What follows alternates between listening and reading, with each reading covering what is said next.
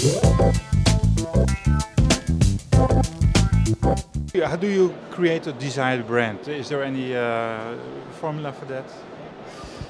Yeah, we've from the study Brand Desire that we've done with 17,000 consumers around the world, we've uncovered 5 fundamental rules that businesses and companies can use to create brand desire, and they're rules that can apply to any kind of brand, irrespective of what category it's in, irrespective of what kind of brand it is. There's some really interesting things in there about being sharp and simple and focused, but also about understanding the role that your brand plays in people's lives. And you know, a lot of that's in the detail of the study, but there's definitely some clear rules that can be followed.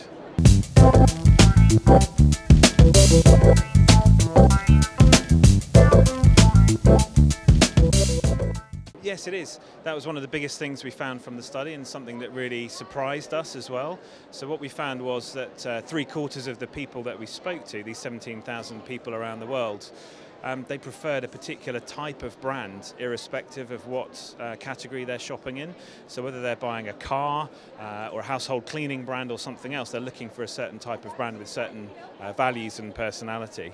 So the ability to transcend a category is really important in creating brand desire, and we found that the most desirable brands are those that do transcend categories. A great example is Apple, because irrespective of what kind of Apple product you buy, whether it's a phone or an iPod or a computer, you know what it's going to be like. It's going to be sleek, sexy, exciting, stylish, and they deliver that really, really well, which allows them to operate in lots of different categories and still stand for the same thing.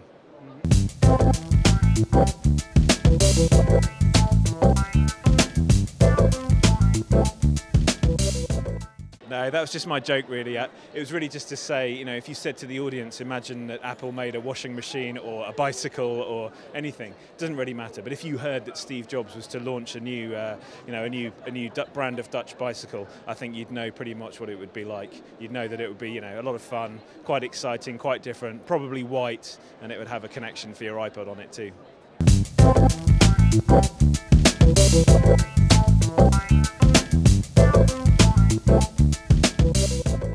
I think that one of the mistakes brands make, and I've been guilty of this myself when I worked in the newspaper industry, is to try and be everything to all people, particularly when you've got a very big brand, a very successful brand that's got a very, very big audience or a very big market share.